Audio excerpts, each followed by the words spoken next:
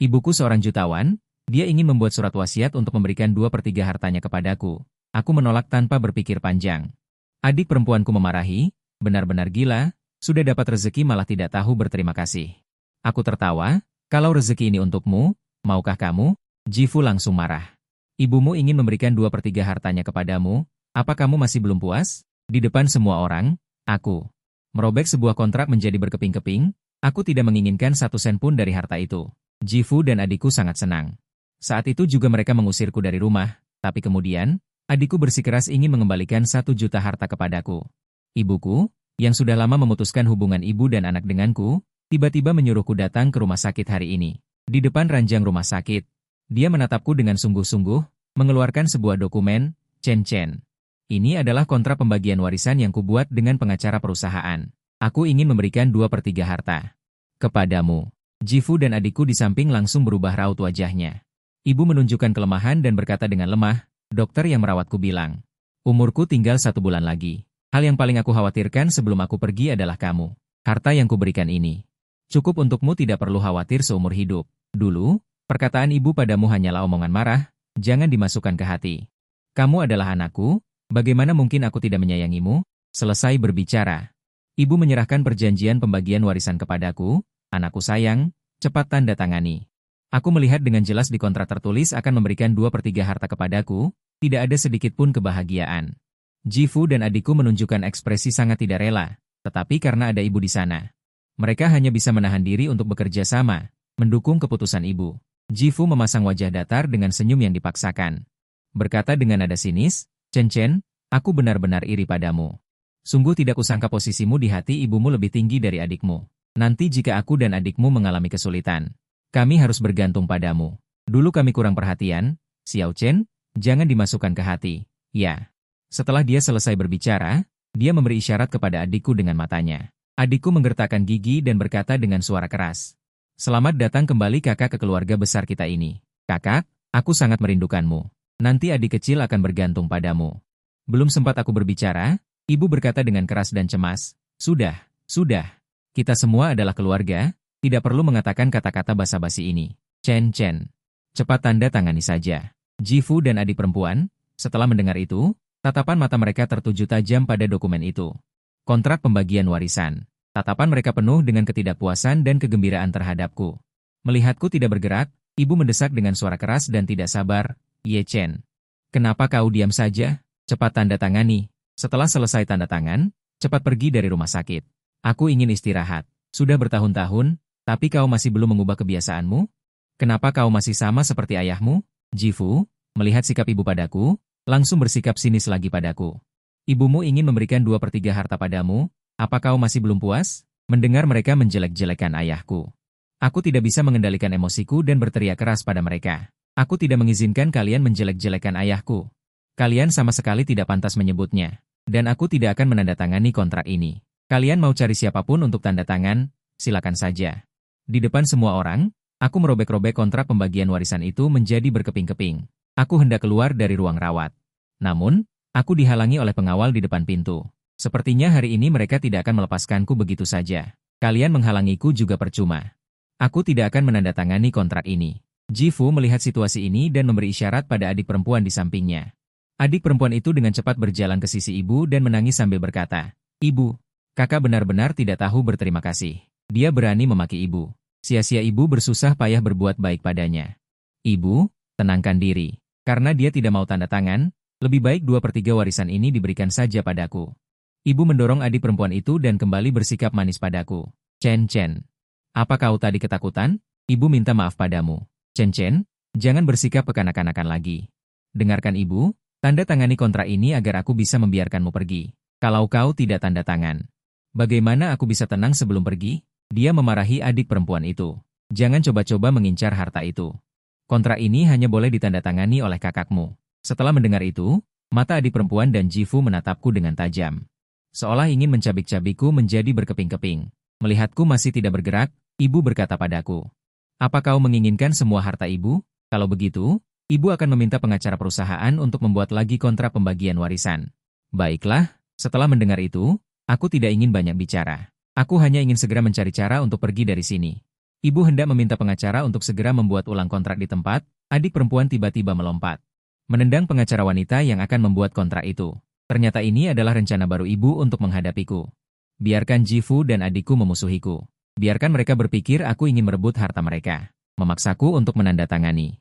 Jika trik licik dan sandiwara tidak berhasil padaku, maka mereka akan menggunakan kekerasan. Adikku berteriak padaku hampir histeris. Ye Chen, kau orang gila. 2/3 dari harta ibu masih belum cukup untukmu? Kau bahkan menginginkan bagianku? Apa kau tidak punya malu? Ye Chen, jangan tidak tahu berterima kasih. Saat aku hendak membantah perkataan adikku, Jifu dengan cepat berlari ke arahku dan dengan cepat mencengkeram kerah bajuku. Dia memarahiku dengan marah, kau bajingan, sama seperti ayahmu. Ibumu memberimu 2/3 dari harta. Apa kau masih belum puas? Aku beritahu padamu, Ye Chen. Hari ini kau harus tanda tangan, mau tidak mau. Jangan harap bisa mengincar harta anak perempuanku. Setelah mendengar ini, adikku langsung meledak amarahnya. Menampar pipiku dengan keras. Di kedua pipiku, tertinggal bekas tamparan merah. Kedua pipiku langsung membengkak. Aku langsung tersungkur ke tanah karena tamparan itu. Dia kemudian menendang perutku dengan brutal. Aku memuntahkan seteguk darah, barulah dia berhenti memukuliku. Adikku berkata dengan arogan kepadaku. Tahu sakitnya, kan? Masih berani berbicara kepadaku dengan arogan seperti itu? Cepat tanda tangani untukku. Awas ku bunuh kau. Aku menahan rasa sakit yang hebat dan berteriak kepada Jifu dan adikku. Lepaskan aku. Aku tidak menginginkan sepeser pun harta. Mata Jifu dan adikku langsung berbinar. Kebahagiaan yang tak bisa disembunyikan terpancar di wajah mereka. Melihat keadaan akan berbalik, ibu justru tidak senang. Chen, apa yang kau katakan? Bagaimana mungkin aku tidak memberimu sepeser pun harta? Orang luar tidak tahu, mereka akan mengira. Aku pilih kasih terhadapmu, Jifu dan adikmu. Kau akan membuat kami menjadi bahan gunjingan orang luar. Kemudian dia melihat ke arah adik dan Jifu, dan memarahi mereka dengan sedih, kalian demi hartaku. Bahkan berani menyakiti Chen, aku sangat kecewa pada kalian. Aku memutuskan untuk memberikan seluruh harta. Kepada Chen, kalian tidak akan mendapatkan sepeser pun. Begitu ibu selesai berbicara. Adikku langsung kehilangan akal sehatnya, mengambil pisau buah dari samping tempat tidur dan menunjukku. Apa yang tidak bisa kudapatkan? Kau, Ye Chen, juga jangan harap bisa mendapatkannya. Pada saat genting, aku dengan cepat membuat keputusan di dalam otakku. Aku berteriak dengan cepat kepada mereka, aku tidak akan merebut bagian warisan adikku. Aku hanya menginginkan 2/3-ku. Setelah mendengar ini, adikku menghentikan pisau buah di tangannya. Ibu akhirnya menunjukkan senyum lega. Seorang asisten mengeluarkan salinan perjanjian pembagian warisan. Aku dengan susah payah bangkit berdiri. Dengan susah payah, dia berjalan ke arah asisten wanita dan menandatangani namanya di kontrak. Lalu menempelkan sidik jarinya. Setelah saya selesai, adik perempuan saya juga menyelesaikan kontrak sesuai dengan prosedur yang sesuai. Ibu tertawa, Chen, kamu benar-benar anak yang baik. Setengah bulan lagi, kamu dan adikmu datang ke perusahaan. Aku akan mengumumkan kabar baik ini di rapat dewan, dan menyelesaikan pembagian properti kalian berdua. Selain itu, perubahan badan hukum perusahaan. Jifu melihat hasil ini, wajahnya penuh ketidakpuasan, matanya penuh perhitungan. Namun dia berusaha keras mempertahankan senyumnya. Jifu berkata kepadaku, Chen, itu baru benar. Seharusnya kami tidak memperlakukanmu seperti itu. Untuk menunjukkan permintaan maaf kami, aku dan adikmu akan mengantarmu pulang. Baiklah, aku menahan rasa sakit di tubuhku dan berkata dengan susah payah, tidak perlu. Aku menerima permintaan maaf kalian. Aku bisa naik taksi sendiri. Akhirnya aku keluar dari rumah sakit. Di depan rumah sakit, aku berhasil mendapatkan taksi. Tiba-tiba aku tertidur lelap di dalam mobil. Aku terbangun dan menyadari. Tiba-tiba terlintas di telingaku. Aku bertanya berulang kali, siapa kamu? Mengapa kamu menculikku? Apa kalian tahu ini melanggar hukum? Penutup mataku dilepas. Mulutku tidak lagi disumpal. Ikatan di kedua tangan dan kakiku juga dilepaskan. Sinar matahari yang sudah lama tidak kulihat menyinari mataku, membuatku butuh waktu lama untuk pulih. Aku menyadari bahwa orang yang menculikku adalah Jifu dan adik perempuanku. Di belakang mereka ada sekelompok wanita kekar. Mengapa kalian menculikku? Bukankah aku sudah menandatangani? Jifu tertawa, bajingan kau. Apa kau benar-benar ingin merebut properti milik putriku? Kau tidak pantas memiliki begitu banyak properti. Semua properti itu milik putriku. Adik perempuan Jifu. Berjalan ke arahku, keluarkan kontrak pertukaran bagian warisan yang bagus, biarkan aku menandatanganinya. Melihat kontrak di depanku, aku mencibir. Apa kalian tidak takut ibuku akan tahu jika kalian melakukan ini? Jifu menepuk wajahku dengan bangga, ibumu tidak akan tahu. Salinan di rumah sakit itu palsu. Pengacara wanitanya sudah lama kusogok. Adik perempuanku juga menimpali, cepat tanda tangani. Kalau tidak, jangan harap bisa keluar dari sini hidup-hidup. Aku menandatangani namaku dengan lemah. Melihat aku menandatangani kontrak pertukaran bagian warisan. Dan menempelkan sidik jariku. Sekarang kalian bisa melepaskanku, kan? Jifu melihatku seperti ini. Meminta salah seorang pria kekar di belakangnya melemparkan 10 tumpuk uang merah kepadaku. Tidak kusangka kau, bajingan, begitu tahu diri. 10.000 yuan ini adalah imbalan karena kau baru saja menandatangani kontrak. Mulai sekarang, kamu tidak ada hubungannya dengan harta ibumu. Jika kamu berani memberitahu ibumu, kamu tunggu saja kematianmu. Juga, upacara serah terima setengah bulan lagi, kamu harus hadir. Akhirnya kamu bisa pergi. Setelah mendengar itu, aku susah payah bangkit. Aku mengambil uang di lantai dan pergi. Saat berbalik, aku mengangkat sudut bibirku. Menampilkan senyum puas. Pertunjukan bagus akan segera dimulai, setengah bulan lagi. Aku datang ke perusahaan sesuai janji. Aku masuk ruang rapat dan langsung melihat para staf. Menunggu untuk menangani hal-hal terkait warisan. Aku berjalan di antara kerumunan dan melihat. Ibu yang berbaring di kursi roda, bergantung pada respirator untuk bertahan hidup. Dan di sampingnya, adik perempuan berdiri dengan hormat. Setelah adik perempuan melihatku, dia berteriak padaku. Ye Chen, kenapa kamu baru datang? Apa kamu tidak tahu bagaimana keadaan ibu sekarang? Kamu masih membuat kami menunggumu begitu lama. Ibuku juga menatapku dengan penuh kasih. Chen Chen, ibu melakukan ini sendiri untukmu. Tapi aku sama sekali tidak merasakan kebahagiaan atau rasa terima kasih apapun. Seandainya aku tidak tahu sebelumnya bahwa aku hanya perlu menandatangani kontrak. Setelah ibu meninggal, aku akan mewarisi utang tak terduganya. Membayar utangnya untuknya. Saat ini, aku pasti akan menangis terima kasih. Memiliki ibu yang baik yang begitu perhatian dan tidak berguna. Sayangnya, semua ini adalah konspirasi besar ibuku. Untuk menipuku. Dia menyembunyikan ayah tiri dan adik perempuanku. Dia ingin aku menanggung utang tak terduga agar ayah tiri dan adik perempuan bisa menjalani sisa hidup mereka dengan bahagia. Harta tak terduga ibu sebelumnya ditukar dengan pengorbananku. Setelah ibu menjadi kaya, dia menemukan ayah tiri saat ini dan melahirkan adik perempuan saat ini. Sampai sekarang aku tidak bisa melupakan adegan ayahku bunuh diri dengan pil tidur dalam keputusasaan. Aku tidak menyangka ibuku akan memanfaatkanku setelah memanfaatkan ayahku. Sekarang dia ingin merancang untuk memanfaatkanku lagi. Bagaimana aku bisa membiarkannya mendapatkan apa yang dia inginkan? Aku menjelaskan. Terjadi kemacetan di jalan. Aku benar-benar minta maaf. Ibu mengangguk. Tidak apa-apa. Mari kita mulai pembagian warisan lebih lanjut. Dia memberi isyarat kepada staf yang terlibat, memberi isyarat kepada saya dan adik perempuan saya untuk mendekat. Tunggu dulu semuanya, apakah kalian bisa mulai tanpa saya? Sebuah suara pria kasar terdengar. Melihat ke arah suara itu, ternyata itu adalah Jifu. Di belakangnya ada sekelompok pengawal. Ibu melihat orang yang datang adalah Jifu. Dan dengan marah berkata, apa yang kamu lakukan di sini? Cepat kembali. Jangan membuat masalah. Jifu mencibir. Mengapa saya harus kembali? Saya sudah bersamamu selama bertahun-tahun. Apakah saya bahkan tidak punya hak untuk berbicara? Apakah saya harus melihat dengan mata kepala sendiri? Harta milik putri saya, diambil dengan mudah oleh anak nakal ini, belum sempat ibu berbicara. Jifu langsung berjalan ke hadapan ibu, mengeluarkan kontrak pembagian warisan dari tasnya, dan menunjukkannya kepada ibu. Setelah melihatnya, tubuh ibu gemetar tak terkendali, dan dia langsung memuntahkan seteguk darah. Wajahnya bengis, suaranya bergetar. Kau pria bodoh, kau menghancurkanku. Belum sempat ibu menyelesaikan kata-katanya. Adik perempuan langsung mematikan alat pernapasan yang menopang hidupnya. Adik perempuan menarik ibu langsung dari kursi roda, lalu memukuli ibu dengan gila-gilaan. Adik perempuan dengan marah berkata, aku adalah satu-satunya putri di keluarga ini, kamu seharusnya memberikan semua hartamu kepadaku.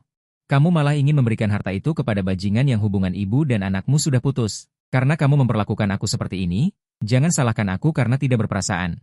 Kamu sudah berusaha sekuat tenaga agar anak haram itu bisa mewarisi harta, dan melakukan banyak upaya. Kamu tidak menyangka bahwa aku hanya perlu sedikit bertindak. Hartamu tetap milikku, hahaha, kau orang tua bangka. Kau hidup terlalu lama, sekarang aku akan mengirimmu ke barat. Ibu langsung ditendang mati oleh adik perempuan.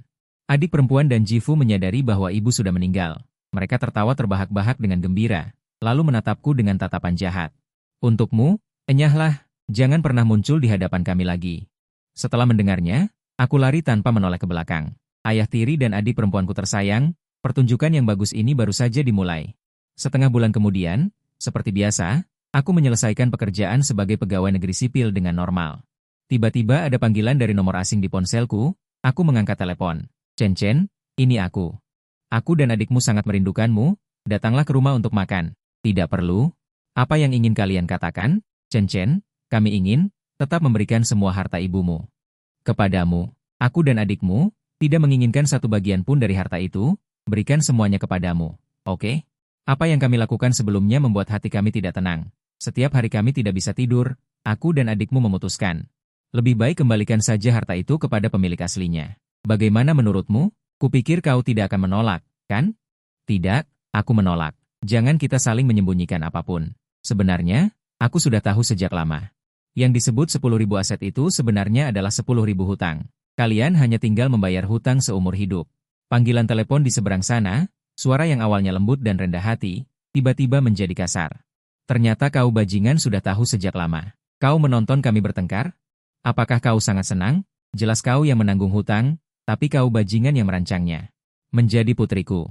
Aku beritahu padamu, kalau kami tidak bisa hidup enak, kau juga. Jangan harap bisa hidup enak. Aku langsung menutup telepon. Setelah pulang kerja, aku berkendara melewati perusahaan ibu dan melihat ada banyak orang memegang plakat di sana. Aku penasaran dan memarkir mobilku. Aku berjalan mendekat untuk melihat. Yang terlihat adalah di seluruh kaca perusahaan. Ditulis dengan cat merah, hutang harus dibayar, dengan huruf besar. Semua orang di kerumunan itu memegang plakat. Di plakat tertulis, bayar hutang. Mereka juga berteriak keras, bayar hutang. Aku mendekat lagi dan melihat Jifu menunjuk ke arahku. Bajingan ini adalah kreditur yang kalian cari. Jika kalian ingin uang, cepat cari dia.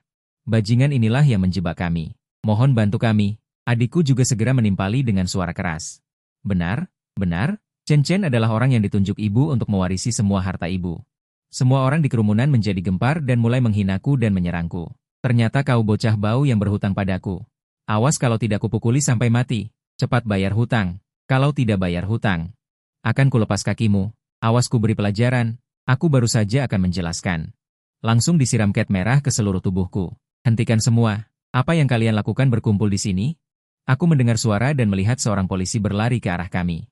Orang-orang yang menagih hutang melihat polisi datang dan tidak berani lagi menyerangku. Polisi menunjukkan identitasnya kepada kami dan berkata dengan tegas, siapa yang mengizinkan kalian berkumpul di sini? Dan memukuli orang lain? Apa kalian ingin melanggar hukum? Orang-orang buru-buru menjelaskan dengan riuh, Anda salah paham, Pak Polisi. Saya warga negara yang taat hukum. Saya datang untuk menagih hutang, orang ini yang berhutang pada saya. Saya hanya memarahinya beberapa kali. Dan hanya menyiramnya dengan cat. Saya berusaha keras menyela percakapan orang-orang. Saya hanya kepada Jifu dan adik perempuan. Dengan tak berdaya berkata, kalian salah paham, saya bukan orang yang kalian cari untuk menagih hutang. Saya mengeluarkan ponsel, memutar rekaman percakapan saya dengan Jifu. Jifu menunjuk saya dengan jarinya. Tak disangka, kamu merekamnya. Orang-orang tersadar setelah mendengar rekaman itu. Mereka bergegas meminta maaf kepada saya. Maaf ya, anak muda. Minta maaf, salah paham denganmu, kata polisi. Semua masalah sudah diselesaikan kan? Kalau begitu cepat bubar, yang harus membayar hutang segera bayar. Yang harus pergi, pergi saja, saya duluan. Setelah polisi pergi, orang-orang yang menagih hutang mulai melontarkan berbagai macam hinaan dan pukulan kepada Jifu dan adik perempuannya. Setelah mengalami kejadian sebelumnya, selama berhari-hari saya khawatir apakah Jifu dan adik perempuannya akan membalas dendam pada saya. Saya menemukan, mereka tidak membalas dendam pada saya terus berangkat dan pulang kerja seperti biasa. Suatu pagi, saya berangkat kerja seperti biasa, tetapi saya menemukan rekan-rekan kerja menatap saya dengan pandangan yang sama, dan berbisik-bisik dengan volume suara yang bisa saya dengar. Lihat itu dia, munafik. Tidak disangka dia terlihat sangat normal. Ternyata diam-diam melakukan hal semacam itu, pria ini benar-benar tergila-gila pada uang. Kita menjauh saja darinya, orang seperti ini, melihatnya saja aku ingin muntah. Saya bergegas ke kantor, saya melihat Xiao Wang yang berada di kantor yang sama dengan saya. Dia juga menatap saya dengan tatapan aneh. Saya tidak peduli dengan tatapannya, saya buru-buru bertanya kepadanya. Sebenarnya apa yang terjadi? Kenapa hari ini semua orang menatapku dengan tatapan aneh dan membicarakanku? Xiao Wang cepat beritahu aku. Xiao Wang langsung mengeluarkan ponsel untuk saya lihat. Saya menerima ponsel itu dan menemukan, di tajuk utama pencarian populer ponsel. Tertulis dengan jelas, seorang PNS meminjam rentenir 10 juta demi menghasilkan uang di klub malam. Saya kemudian mengklik pencarian populer dan menemukan, semua foto yang diambil dari berbagai sudut tentang saya. Tetapi foto-foto itu sama sekali bukan saya. Foto-foto itu semua adalah foto saya, yang wajahnya telah diganti.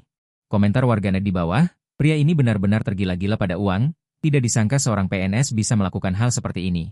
Cepat pecat pria ini, sungguh memalukan pegawai negeri. Pria ini melihat foto-foto ini. Apa tidak malu? Aku mengembalikan ponsel ke Xiao Wang. Dalam hati aku kira tahu.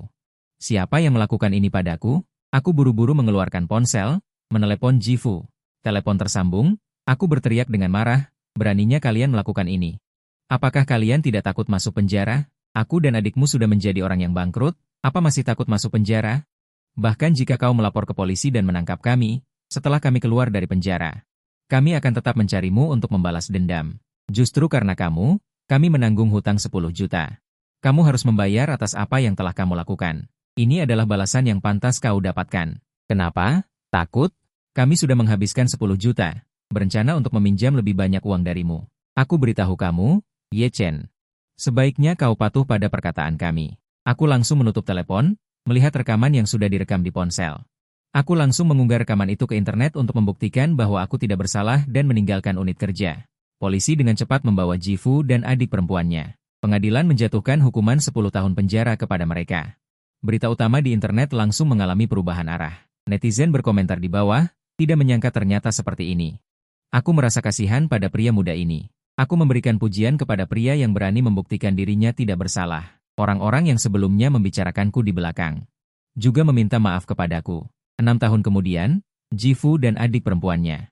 Karena berkelakuan baik di penjara, mereka dibebaskan lebih awal. Aku awalnya berpikir bahwa kali ini mereka keluar dari penjara pasti akan bertobat dan tidak lagi membalas dendam padaku. Tapi tidak disangka, mereka malah tidak berubah, malah semakin menjadi-jadi, semakin ingin membalas dendam padaku. Mereka langsung datang ke unit kerjaku untuk membuat keributan berkali-kali, tetapi aku selalu melaporkannya ke polisi dan mereka ditahan.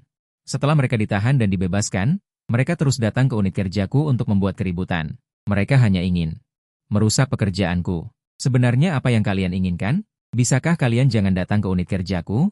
Bukankah kalian berhutang begitu banyak uang? Kenapa tidak bekerja untuk membayar hutang? Jifu tertawa. Apa urusanmu, Ye Chen? Akhirnya kau tahu takut? Asalkan kau menyetujui satu syaratku. Kami tidak akan lagi mencarimu untuk membuat masalah. Lihatlah akibat yang kau timbulkan pada aku dan adikmu. Bukankah kau harus memberi kami kompensasi? Setelah aku mendengarnya, tiba-tiba aku mendapat ide. Aku punya ide. Aku akan berpura-pura dikendalikan oleh mereka. Aku hanya punya 10.000 yuan. Apakah kamu sudah puas melihatnya? Setelah mendengar itu, Jifu dan adik perempuan tertawa satu sama lain. Mereka pikir aku sudah dikendalikan. Adik perempuan adalah yang pertama yang sangat bersemangat, tapi baiklah. Kami akan menerima dengan enggan. Aku melihat ekspresi puas mereka dan aku tidak bisa menahan senyum. Sebentar lagi, biarkan mereka menunggu pertunjukan yang bagus. Aku langsung dengan cepat mentransfer 10.000 yuan ke kartu bank Jifu. Setelah melihat uang itu tiba, Jifu mengubah wajahnya lagi. Ye Chen, kamu terlalu naif, ya kan? Aku beritahu kamu, lain kali aku dan adikmu akan datang ke unitmu untuk membuat keributan. Kamu harus memberi kami uang. Mengerti? Adik perempuan juga mengubah sikapnya barusan. Dia membentak. 10.000 yuan ini bisa kuhabiskan dalam 5 menit. Uang ini bahkan tidak cukup untuk mengisi sela gigiku.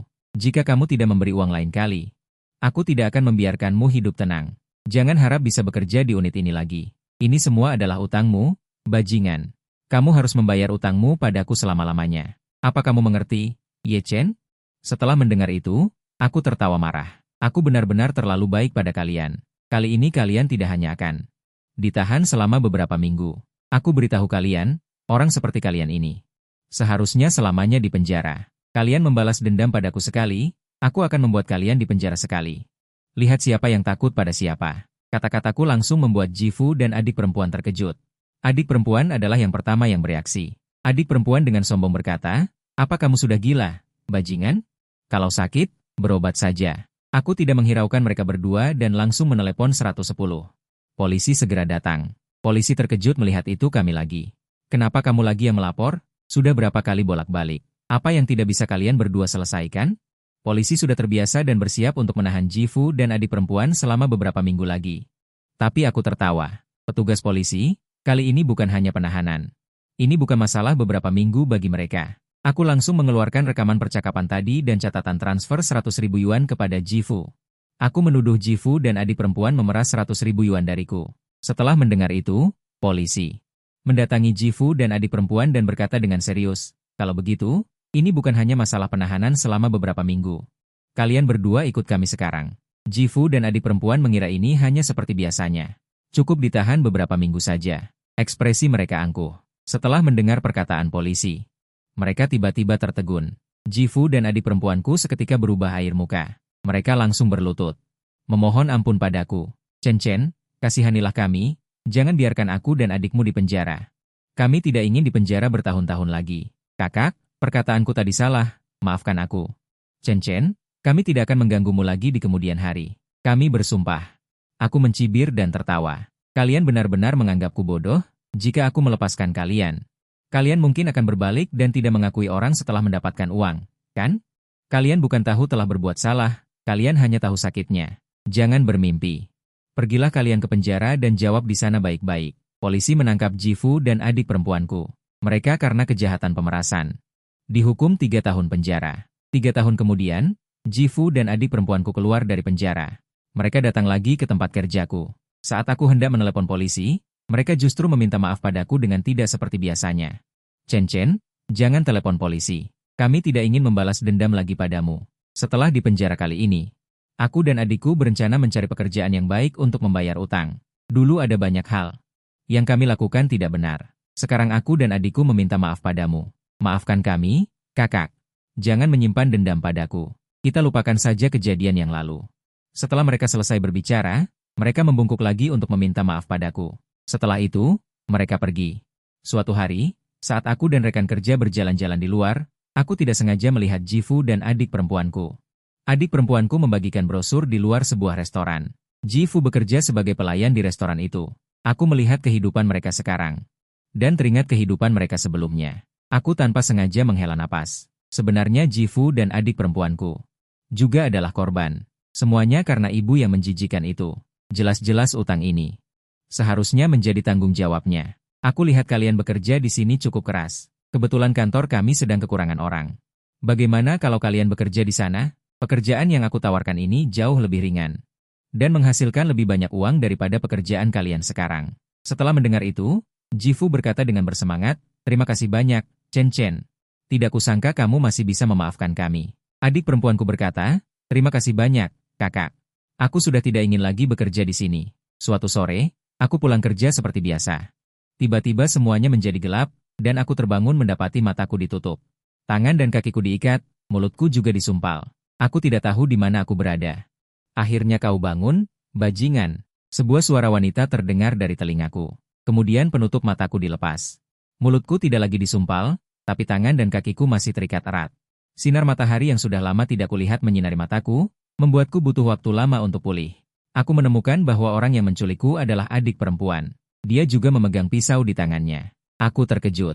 Aku bertanya dengan keras, apa yang kau lakukan? Bukankah seharusnya kau sedang bekerja? Kenapa tiba-tiba kau bertingkah gila dan menculikku? Dan kenapa hanya kau sendiri? Di mana ayahmu? Adikku dengan wajah menyeramkan mengalihkan pembicaraan. Ye Chen, coba tebak kenapa aku menculikmu. Jika kau benar, aku akan melepaskanmu. Jika kau salah, aku akan membunuhmu. Hahaha. Setelah mendengarnya, keringat dingin mengucur deras. Tenang dulu. Menurutku, kau tidak punya alasan untuk menculikku. Jika kau membunuhku, kau akan dihukum mati. Jika kau dihukum mati, tidakkah kau memikirkan bagaimana ayah akan hidup? Bukankah kita sudah berbaikan sebelumnya? Aku bahkan mencarikan pekerjaan baru untuk kalian. Emosi adikku meningkat. Kau salah, Ye Chen. Seharusnya aku membunuhmu sekarang. Adikku hendak menusukku dengan pisau di tangannya. Saat dia akan menusukku, aku berteriak dengan cemas, berhenti dulu. Kau harus memberitahuku kenapa kau menculikku dulu, kan? Biarkan aku mati. Dengan mengerti. Setelah berpikir sejenak, adikku meletakkan pisau di tangannya. Bagaimanapun juga kau tidak bisa melarikan diri. Kau juga akan segera mati. Kalau begitu, aku akan mengabulkan keinginanmu ini. Ye Chen, kau benar-benar pembohong. Kau bilang unitmu punya pekerjaan bagus dan memperkenalkan kami ke sana. Aku pikir itu adalah menjadi pegawai negeri seperti dirimu. Tanpa diduga, ternyata menjadi petugas kebersihan. Kau hanya menyimpan dendam atas kejadian sebelumnya dan sengaja ingin mempermalukanku. Itu semua karena kehadiranmu. Keluarga kami mengalami kebangkrutan. Kau hanyalah pembawa sial. Itu semua karenamu. Bajingan ini, gara-gara kau, aku menjadi seperti ini hari ini. Bukan manusia, bukan hantu, semua karena kamu, membuatku setiap hari dikejar-kejar penagih hutang. Berbagai macam hinaan dan pukulan, sekarang kamu tahu alasannya kan? Kamu boleh mati. Setelah adik perempuan berbicara, dia dengan cepat mengambil pisau dan menusukku. Apakah aku akan mati? Tapi aku masih tidak ingin mati. Siapa yang akan menyelamatkanku? Kamu tidak boleh membunuh Chen Chen. Sebuah suara laki-laki terdengar, adik perempuan menghentikan gerakannya.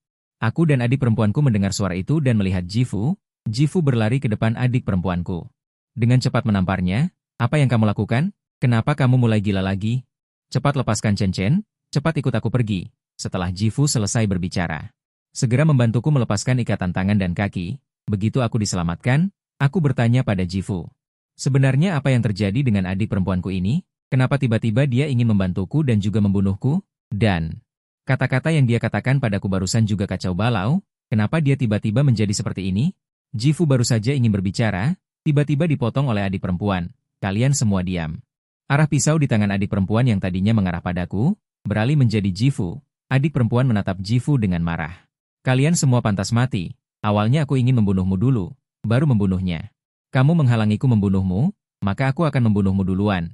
Ketika adik perempuan hendak menusuk Jifu lagi. Aku tepat waktu menghentikan adik perempuan. Apakah kamu sudah gila? Juga tidak akan membiarkanku menjadi seperti ini. Setiap hari membayar hutang, setiap hari bersembunyi dari penagih hutang, juga tidak akan membuatku jatuh seperti ini. Ayahku yang mencelakanku, ayahku seharusnya mati. Jifu yang diam di samping. Setelah mendengar perkataan adik perempuan, berteriak dengan kesakitan, dia terduduk lemas. Di tanah berteriak dengan keras, aku benar-benar celaka. Ini semua adalah balasanku.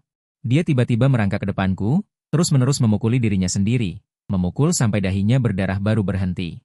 Dia berkata padaku, Chen Chen, sebelumnya aku mencelakaimu. Itu semua salahku.